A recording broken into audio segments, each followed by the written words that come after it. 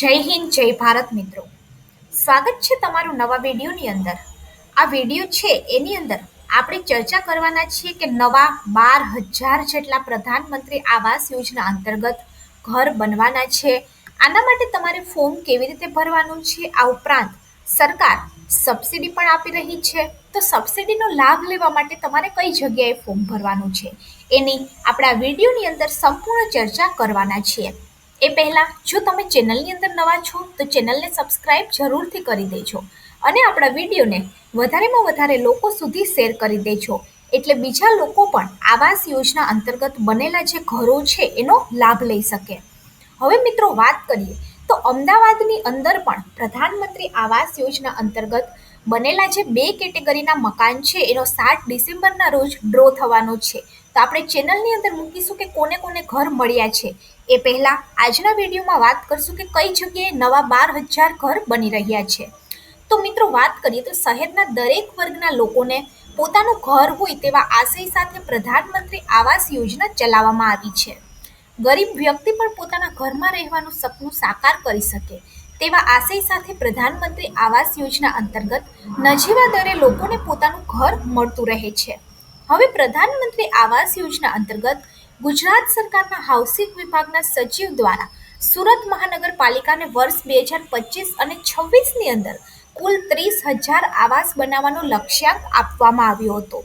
ત્યારબાદ આ લક્ષ્યાંક વધારી અને 50,000 આવાસ મંજૂર કરવાનો લક્ષ્યાંક પણ આપવામાં આવ્યો છે, જેને ધ્યાનમાં લઈ અને હવે સુરત મહાનગરપાલિકા દ્વારા પ્રધાનમંત્રી આવાસ યોજના શહેરી 2.0 અંતર્ગત હાલમાં અંદાજિત 12,000 આવાસો EWS1 અને EWS2 કેટેગરીના DPR તૈયાર કરવા માટે કન્સલ્ટન્ટ નીમવા માટેની દરખાસ્ત શાસક સમક્ષ મૂકવામાં આવી છે.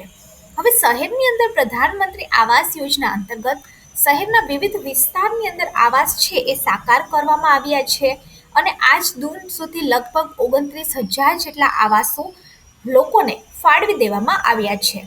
આ ઉપરાંત આપણે વાત કરીએ તો પ્રધાનમંત્રી આવાસ યોજના 2.0 શહેરી કે સુરત મહાનગરપાલિકાના હદ વિસ્તારની અંદર રહેતા તમામ શહેરીજનોને જણાવવાનું કે પ્રધાનમંત્રી આવાસ યોજના 2.0 અંતર્ગત નવા આવાસ માટેની ઓનલાઈન ડિમાન્ડ સર્વેની સેવાઓ પણ શરૂ થઈ છે અને પ્રધાનમંત્રી આવાસ યોજના શહેરી 2.0 અંતર્ગત આવાસ યોજનાનો લાભ લેવા માંગતા અરજદાર તેમની પાત્રતા અને આવાસની જરૂરિયાતને આધારે યોગ્ય હાઉસિંગ વિકલ્પ પસંદ કરી અને પ્રધાનમંત્રી આવાસ યોજના અર્બન યુનિફાઈડ વેબ પોર્ટલ ઉપર ડિમાન્ડ ફોર્મ ભરી અને સર્વેની અંદર નોંધણી કરાવી શકે છે. ઓનલાઈન અરજી કરતી વખતે પરિવારના સભ્યો સહિતના તમામ લાભાર્થી પાસે આધાર કાર્ડ અને વર્ચ્યુઅલ આધાર આઈડી પણ હોવું ફરજિયાત છે. હવે ડિમાન્ડ સર્વેની અંદર નોંધણી કરવા માટે સૌથી પહેલાં તો તમારે આ જે વેબસાઇટ છે એના ઉપર જવાનું છે. અહીંયા QR કોડ દર્શાવેલો છે એ પણ સ્કેન કરી અને તમે ફોર્મ ભરી શકો છો. હવે આપણે વાત કરીએ તો આની અંદર પાત્રતા અને આવાસની જરૂરિયાતને આધારે યોગ્ય હાઉસિંગ વિકલ્પ પસંદ કરી અને 2.U યુનિફાઈડ જે પોર્ટલ છે એના ઉપર ડિમાન્ડ ફોર્મ ભરી શકાય છે. હવે અરજી કરતી વખતે તમારે કયા કયા ડોક્યુમેન્ટ્સ જોશે તો કે અરજદારનો આધાર કાર્ડ મોબાઈલ નંબરની સાથે લિંક હોવો જોઈએ, અરજદારના પરિવારના સભ્યોના આધાર કાર્ડ, અરજદારના આધાર કાર્ડ સાથે લિંક ચાલુ બેંકના ખાતાની વિગત, અરજદારના આવકનો દાખલો, જો SC ST કે OBC હોય તો જાતિનું પ્રમાણપત્ર, BLCના અરજદાર માટે જમીન માલિકીના પુરાવા, અરજદારનું પાન કાર્ડ અને સરકારશ્રીની વિવિધ યોજનાનો લાભ લીધેલો હોય તો તેની વિગત. હવે આ જે છે એ એક યુનિફાઈડ પોર્ટલ છે. પોર્ટલનું નામ છે PMAY 2.0. જેવું તમે આ પોર્ટલ ઉપર જશો એવું લિંક ઉપર જશો એવું આ પોર્ટલ ઓપન થઈ જશે. આ ઓપનની અંદર તમે જોઈ શકો છો કે આટલી જે સ્કીમ છે એ ચાલુ છે. તો ચલો જોઈએ કે આની અંદર ફોર્મ તમારે કેવી રીતે ભરવાનું છે.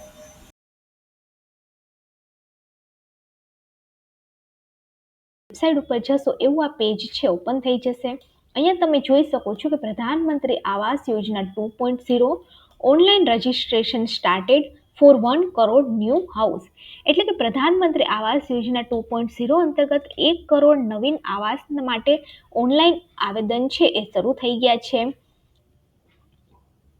આજે જ તમારે આ જે QR કોડ આપેલો છે સ્કેન કરી અને તમે ફોર્મ છે એ ભરી શકો છો. અહીંયા તમે જોઈ શકો છો કે સરકારે જે છે એ ટોટલ 118.64 લાખ રૂપિયા છે એ હાઉસ માટે સેન્કશન કરેલા છે.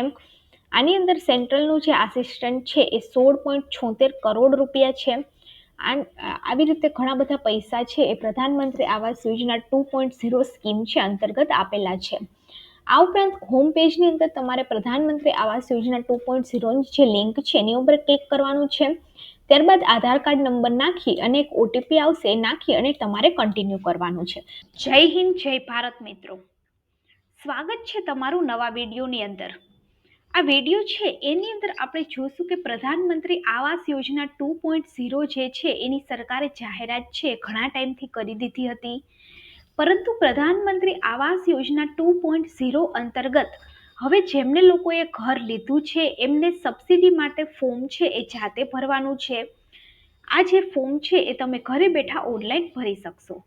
આની અંદર ઇન્સ્ટ્રક્શન્સ પણ આપેલી છે અને અહીંયા તમે જોઈ શકો છો કે પ્રધાનમંત્રી આવાસ યોજના શહેરી 2.0 ઇન્સ્ટ્રક્શન આપેલી છે અને અહીંયાથી તમે એપ્લાય પણ કરી શકશો. આ પહેલા આપણે જોઈએ કે આ ફોર્મ છે એ કઈ જગ્યાએથી ભરવાનું છે. તો આની જે લિંક છે એ છે પ્રધાનમંત્રી આવાસ યોજના MIS.gov.in. આ જે વેબસાઇટ છે એના પરથી જઈ અને તમે ફોર્મ છે એ ઓનલાઈન ભરી શકશો. આની વેબસાઇટ તમે નોટ કરી લો, PMAYMIS.gov.in. આ વેબસાઇટ ઉપર જઈ અને તમે પ્રધાનમંત્રી આવાસ યોજના 2.0 અંતર્ગત ફોર્મ છે એ ભરી શકો છો. આની અંદર જાતે જ તમે ફોર્મ છે એ ભરી શકો છો. કે આમાં તમે જોઈ શકો છો કે આની અંદર 4 સ્કીમ માટે અત્યારે ફોર્મ ભરવાના ચાલુ છે એ થઈ ગયા છે, કે જેની અંદર એક તો BLC સ્કીમ છે કે BLC સ્કીમની અંદર 2.5 લાખ રૂપિયાથી સબસિડી છે એ મળવાપાત્ર થશે. આની અંદર EWS કેટેગરીના જે લોકો છે કે જેમની એન્યુઅલ ઇન્કમ 3 લાખ રૂપિયા છે અને જેમને 45 સ્ક્વેર મીટરનું ઘર છે એ લીધું છે એ લોકો આની અંદર ફોર્મ છે ભરી શકશે. ત્યારબાદ અફોર્ડેબલ હાઉસિંગ સ્કીમ પાર્ટનરશિપ, કે આની અંદર 30 થી 45 સ્ક્વેર મીટર વાળાને 2.5 લાખ રૂપિયા સુધીની સબસિડી છે મળવાપાત્ર થશે. ત્યારબાદ અફોર્ડેબલ રેન્ટિંગ હાઉસિંગ જે છે એ સ્કીમ છે કે જેની અંદર 3 થી 6 લાખ રૂપિયાની ઇન્કમ વાળા લોકો છે એ ફોર્મ ભરી શકે છે. અને સૌથી વધારે કેટેગરી છે એ છે ઇન્ટરેસ્ટ સબસિડી સ્કીમ, કે જેને ISS કહેવામાં આવે છે. કોરોના પહેલા તમને ખ્યાલ છે કે જે લોકોએ ઘર લીધા હતા એમને 2.67 લાખની સબસિડી છે એ મળતી હતી. એ પણ ઇન્ટરેસ્ટ સબસિડી સ્કીમ હેઠળ જ આવતી હતી. હવે સૌથી મહત્વની વાત ઇન્ટરેસ્ટ સબસિડી સ્કીમની એ છે કે આની અંદર 3 લાખ રૂપિયા, 6 લાખ રૂપિયા અને 9 લાખ રૂપિયા, એટલે કે મહત્તમ જેમની એન્યુઅલ ઇન્કમ 9 લાખ રૂપિયા છે એ લોકો આની અંદર ફોર્મ છે એ ભરી શકે છે. આની અંદર ઘર લેવા માટે તમે લોન લીધેલી હોવી જરૂરી છે બેંક પાસેથી, અને તમારી જે લોન છે એ 1/9/2024 પછી સેન્કશન થયેલી અને ડિસ્બર્સ થયેલી હોવી જોઈએ. એટલે કે જે લોકોની લોન છે 1/9/2024 પહેલા જેમને લોન મળી છે એમની સબસિડી એમને પાત્ર નથી, પરંતુ જેમને લોન છે એ 1/9/2024 પછી મળેલી છે અને જેમની એન્યુઅલ ઇન્કમ 9 લાખ રૂપિયા છે ફેમિલીની, એ આ યોજના અંતર્ગત અત્યારે ફોર્મ છે ભરી શકે છે. આની અંદર આપણે જોઈએ કે ફોર્મ ભરવા માટે શું કરવાનું છે. તો સૌથી પહેલાં તો ફોર્મ ભરવા માટે તમારે અહીંયા ક્લિક ટુ પ્રોસીડ કરવાનું છે. ક્લિક ટુ પ્રોસીડ જેવું કરશો એટલે તમે જોઈ શકો છો કે ડોક્યુમેન્ટ કયા કયા આની અંદર જોશે. ડોક્યુમેન્ટની અંદર એપ્લિકન્ટ આધાર કાર્ડ, એટલે કે જે આવેદન કરે છે એમનું આધાર કાર્ડ, એમના આધારની ડિટેલ્સ, ફેમિલી મેમ્બરની એક્ટિવ જે બેંક અકાઉન્ટ ડિટેલ છે એ જોશે. તમે જે બેંક અકાઉન્ટ ડિટેલ નાખશો એની અંદર તમારી સબસિડી છે એ મળશે. ત્યારબાદ ઇન્કમ પ્રૂફ છે એ પણ આની અંદર જરૂરી છે. ત્યારબાદ જો તમારી કાસ્ટ છે SC ST અથવા તો તમારી જે કાસ્ટ છે એ OBCની અંદર આવે છે તો આની અંદર તમારે કાસ્ટ સર્ટિફિકેટ છે એ પણ જરૂરી છે અપલોડ કરવું. અને ત્યારબાદ લેન્ડ ડોક્યુમેન્ટ, જો BLCની અંદર વેરીફાઈ થયેલા હોય એમને પોતાનું લેન્ડ ડોક્યુમેન્ટ છે એ પણ આની અંદર આપવાનું છે. અને આ ઉપરાંત તમે જો લોન લીધેલી છે તો લોન માટે તમારે તમારું લોનનું અકાઉન્ટ નંબર હોય છે એ આની અંદર આપવામાં આવશે. હવે આની અંદર તમારે સૌથી પહેલાં તો પ્રોસીડ કરવાનું છે. પ્રોસીડની અંદર તમે જોઈ શકો છો કે તમારા હાઉસ હોલ્ડની એટલે કે ઘરની જે ઇન્કમ છે એ કેટલી છે. અહીંયા તમારે તમારા ઘરની ઇન્કમ જેટલી હોય એટલે નાખી દેવાની છે વર્ષની. તમે કયું મિશન અંતર્ગત ફોર્મ ભરવા માંગો છો એ તમારે અહીંયા ઉપર સિલેક્ટ કરવાનું છે. ત્યારબાદ તમારે ઇન્ડિયાની અંદર પોતાનું ઘરનું મકાન છે કે નહીં એ તમારે યસ અને નોની અંદર ક્લિક કરવાનું છે. ત્યારબાદ તમે 20 વર્ષની અંદર આગળ ક્યારેય આવાસ યોજનાનો લાભ લીધેલો છે કે નહીં એ તમારે ક્લિક કરવાનું છે. અને ત્યારબાદ તમારી એલિજિબિલિટી છે એ ચેક કરવાની છે. જો તમે એલિજિબલ હશો તો આ ફોર્મ છે ઓપન થઈ જશે. આની અંદર તમારે તમારો આધાર નંબર નાખવાનો છે અને તમારું જે નામ છે આધાર પ્રમાણે એ તમારે આની અંદર એન્ટર કરવાનું છે. એકવાર તમે તમારું આધાર કાર્ડ અને આધાર નંબરની ડિટેલ્સ આની અંદર નાખશો એવું જ એક પેજ છે એ ઓપન થઈ જશે. એ પેજની મદદથી તમારે તમારું ફોર્મ છે એ ઓનલાઈન ભરવાનું છે. એ પહેલાં તમારો જે આધાર નંબર નાખેલો હશે એના ઉપર એક ઓટીપી આવશે. એ ઓટીપી તમારે વેરીફાઈ કરવાનો છે, અહીંયા ઉપર પુટઅપ કરવાનો છે.